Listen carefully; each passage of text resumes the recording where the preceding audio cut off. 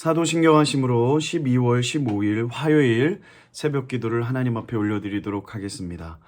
전능하사 천지를 만드신 하나님 아버지를 내가 믿사오며 그 외아들 우리 주 예수 그리스도를 믿사오니 이는 성령으로 잉태하사 동정녀 마리아에게 나시고 본디오 빌라도에게 고난을 받으사 십자가에 못 박혀 죽으시고 장사한 지 사흘 만에 죽은 자 가운데서 다시 살아나시며 하늘에 오르사 전능하신 하나님 우편에 앉아 계시다가 저리로서 산자와 죽은 자를 심판하러 오시리라. 성령을 믿사오며 거룩한 공예와 성도와 서로 교통하는 것과 죄를 사하여 주시는 것과 몸이 다시 사는 것과 영원히 사는 것을 믿사옵나이다. 아멘. 오늘 우리에게 주신 하나님의 말씀은 사도행전 13장 1절부터 2절까지 말씀입니다. 사도행전 13장 1절과 2절 말씀입니다. 함께 합독하시겠습니다. 안디옥 교회의 선지자들과 교사들이 있으니 곧 바나바와 니게르라 하는 시므온과 구레네 사람 루기오와 분봉왕 헤롯의 젖동생 마나인과 및 사울이라. 주를 섬겨 금식할 때에 성령이 이르시되 내가 불러 시키는 일을 위하여 바나바와 사울을 따로 세우라 하시니. 아멘. 할렐루야. 오늘은 살아있는 예배를 통해라는 말씀 제목으로 함께 은혜를 나누려고 합니다.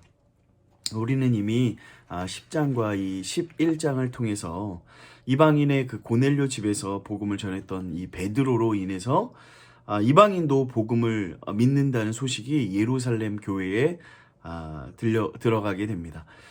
그리고 이제 이방인의 그 성교의 문이 열리게 되죠. 드디어 오늘 우리가 읽었던 본문 13장에서 바울과 바나바가 파송되는 그런 이야기가 나옵니다. 사도행전 1장 8절 보니까 땅끝까지 이르러 내 증인이 되리라 라는 그 예수님의 성교 명령이 실현되는 아주 귀한 시작되는 말씀이죠.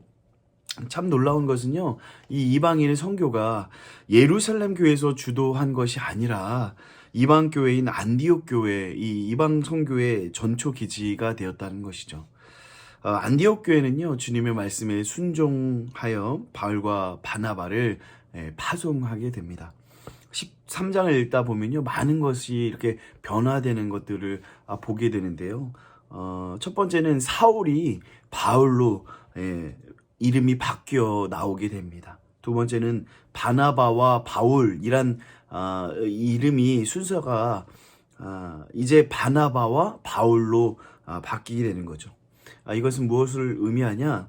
점차 선교의 주역이 되어가는 바울을 우리는 말씀을 통해서 볼 수 있는 거죠. 교회를 핍박했던 사울이 복음의 전사로 변해가는 그 과정, 이 본격적인 이 13장부터 이 정말 우리가 알고 있는 귀한 그 바울이 사역이 시작되는 거죠.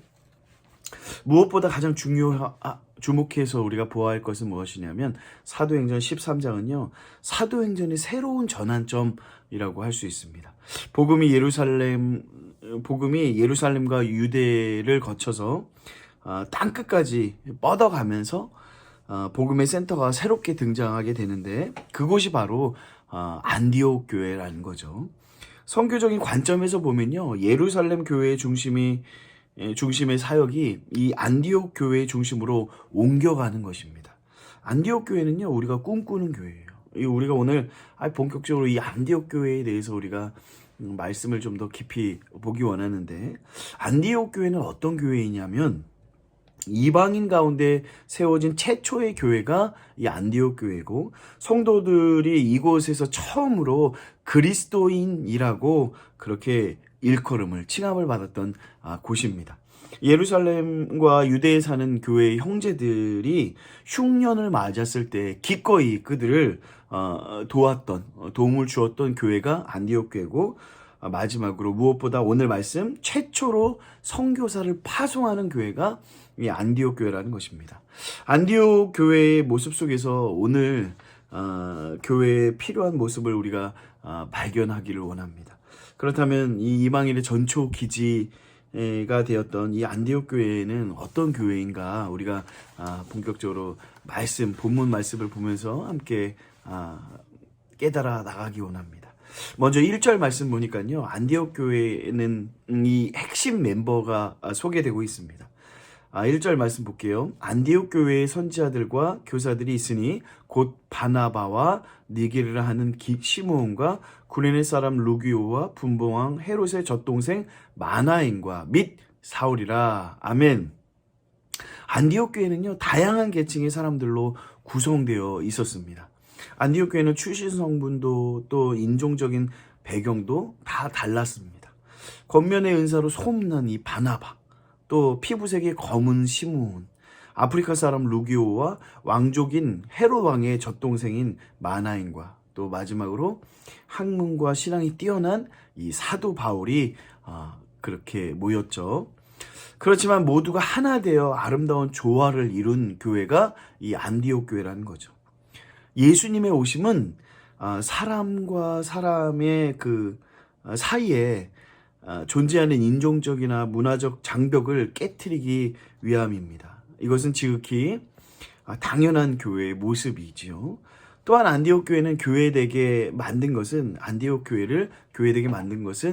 예배였습니다. 2절 말씀 볼게요. 주를 섬겨 금식할 때 성령이 이르시되 내가 불러 시키는 일을 위하여 바나바와 사울을 따로 세우라 하시니. 아멘. 여기서 주를 섬긴다라는 이 말은요, 예배를 드린다는 것입니다. 세번역 성경에는요, 주를 예배하며 금식하고 있을 때에 라고 그렇게 말하고 있고요. NIV 성경에 보면 worshiping이라는 단어가 사용되었습니다. 안디옥 교회는요, 예배를 아주 잘 드리는 교회였습니다. 예배에 최선을 다했던 교회였죠. 그냥 예배를 드리는 것이 아니라 금식하며 예배를 준비했습니다. 안디옥 교회 성도들이 예배에 목숨을 걸었다라고 우리는 보아야 하는 것이죠. 이것은 더 좋은 예배, 하나님이 만나주신 예배에 대한 초대교회의 성도들의 몸부림이었습니다. 이렇게 안디옥 교회가 금식하면서 집중하며 예배를 드릴 때 어떤 일이 일어났습니까? 하나님의 음성을 듣게 되죠. 성령이 이르시되 내가 불러 시키는 일을 위하여 바나바와 사울을 따로 세우라라고 그렇게 말씀하고 있죠. 즉 성령이 하나님의 꿈, 이 선교를 위하여 일꾼을 세우라라는 그 말씀을 하신 겁니다. 그럴 때 안디옥 교회는 사람이 말하는 그것이 아니라 하나님이 말씀하시는 그 교회였다는 것을 우리가 오늘 이 본문 말씀을 통해서 깨달아야 한다는 것이죠. 준비된 예배에는 이런 은혜가 주어진다는 것입니다. 예배가 살아나기 시작하면요, 놀라운 일들이 일어나게 됩니다. 늘 듣던 말씀이 내게 새롭게 확신이 되어 다가오게 되죠. 살아있는 예배를 통해 모든 것이 새로워지고 성도들의 그 영육이 깨끗함을 덧입게 되는 것입니다. 뿐만 아니라 하나님의 교회가 세움을 입어 구원받는 수가 더함으로 부흥하게 되죠. 정말 귀한 것은요, 예배에 성공하면 사람이 변한다는 것입니다. 예배가 죽으면요, 믿음도 죽습니다. 예배가 죽으면 성교도 죽게 되고요. 예배가 죽으면 교회도 죽게 됩니다. 예배 때마다 성령의 음성을 듣기를 간절히 축원합니다. 하나님의 음성을 듣는 자마다 살아나는 놀라운 역사가 일어납니다. 하나님의 복음에 목숨을 걸고 주님을 위하여 헌신하게 되는 거죠. 너무나 안타까운 것은요, 코로나19로 인해서 점점 예배가 죽어가는 상황이 너무나도 안타깝고 속상합니다. 사랑하는 왕성가족 여러분, 예배를 목숨같이 우리가 사수하고 갈급한 심령으로 은혜를 사모하며 예배의 자리 가운데 나와 주님의 음성을 듣고 살아나는 은혜가 있기를 간절히 축원합니다. 기도하겠습니다.